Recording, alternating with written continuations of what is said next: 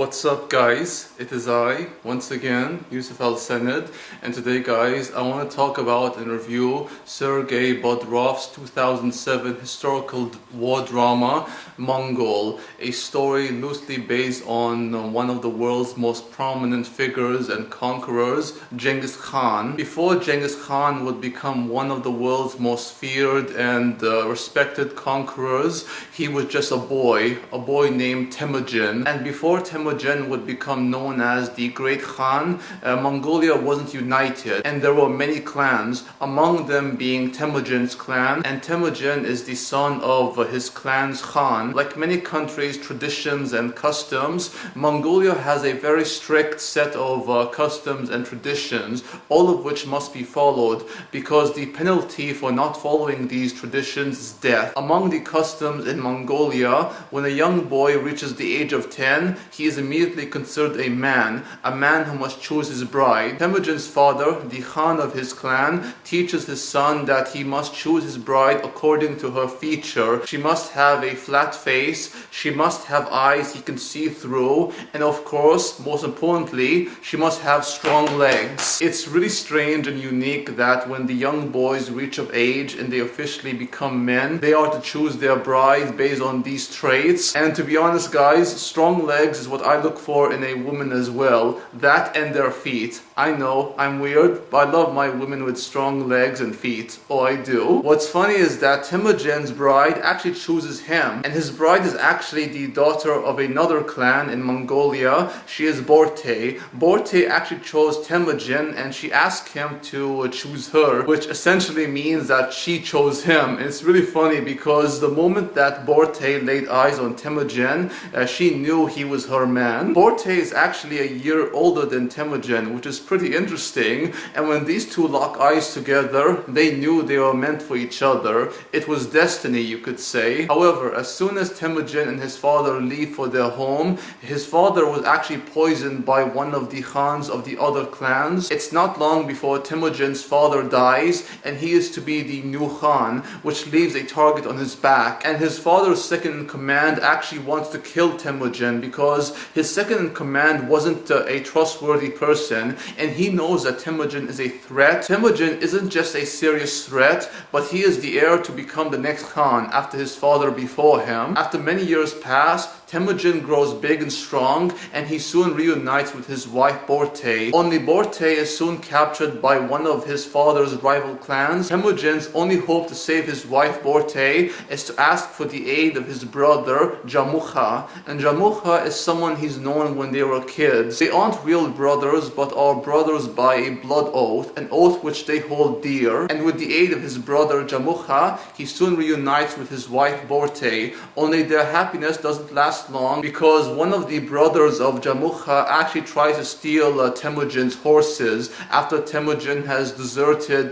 Jamukha's clan. And because of that, Jamukha and Temujin go at war. And this war between Temujin and Jamukha lasts for a very long time until eventually Temujin is defeated. That is not the end of Temujin, for Temujin would rise up once again and would come face to face with his brother Jamukha one last time as they battle not just for their pride, not just for their clans, but for all of Mongolia. Jamukha has ruled all of Mongolia with an iron fist, and all the Mongols aren't united. Temujin does want to unite the Mongolians under one rule, one nation, and for them to serve under one Khan. He is to be not just the one true Khan, but the great Khan, Genghis Khan. This is such a fascinating take on the story of Genghis Khan. Even though Mongol is not entirely accurate to the real life story of Genghis Khan, it really does portray every aspect in his life, specifically his relationship with Borte, his children, in which he had a son and daughter. He didn't actually have a daughter in real life, but this is once again a dramatization of the story of Genghis and not so much of complete accurate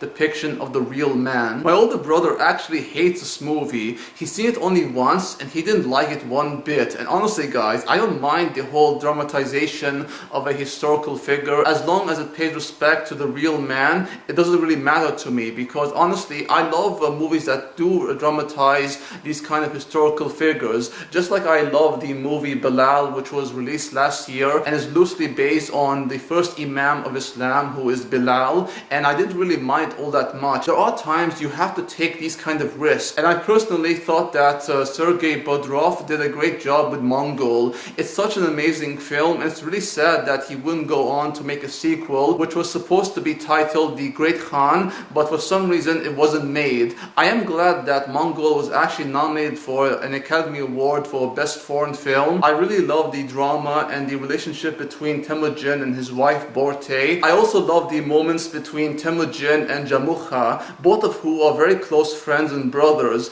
It becomes very heartbreaking when these two have to fight against one another. They have this very complicated bond, and both love their country and are true patriots. Their ways of governing their country is very different, and in the end Temujin wins and he would become the Great Khan. The action is so good, the cinematography is absolutely beautiful, the landscape and climate present in Mongolia is absolutely stunning, guys. We see snow, we see like a desert, and we see a green field. We see different parts of Mongolia, which is breathtaking, guys. It really was. One thing that Mongol does so well is it gives you the strong impression about Temujin, who is the incarnation of the devil himself. There were two monks who actually advised their masters who had bought Temujin from slavery. They asked them not to buy him and not to show him mercy, because if they do, Temujin would bring great destruction and chaos upon their land. Temujin has this aura about him in which he evokes both respect from his men and fear in others. And just like the monks predict, Temujin would become one of the world's most feared conquerors, in the same vein as such conquerors like Alexander the Great. The soundtrack to Mongol is so amazing, guys.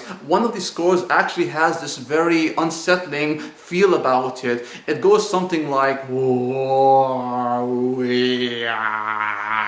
there are times that Mongol can be very dark, and the fact that Temujin is not a hero but someone who would become very feared. Temujin, it would seem, was destined to unite the Mongols, and I love the actor who plays Temujin. The actor himself is actually from Japan, and his name is Tadanobu Asano. It's so strange that they would cast a Japanese actor to play a Mongolian leader. As good and genuine as Asano was as Temujin, I felt like they should have cast a Mongolian actor, and if I was Mongolian, I would be quite offended. Casting aside, I really love Asano as Temujin, and I love the actress who plays his wife Borte. I also love the actor who plays Jamukha. I love the soundtrack, the setting, the cinematography, and the direction by Sergei Bodrov. Everything about Mongol works so well, and whether accurate or not, it's a great dramatization of the real historical figure, Genghis Khan, and it's one I recommend you guys and gals check out. Do watch Mongol if you get the chance. That's my review to Sergei Bodrov's Mongol. Thank you all for watching. Hope you enjoyed the video. If you did, please like, comment, subscribe if you wish, and do check out my gaming channel where I do Let's Play series, gaming content, all that kind of good stuff. Until next time, peace out, take care, adios, amigos, au revoir, and sayonara.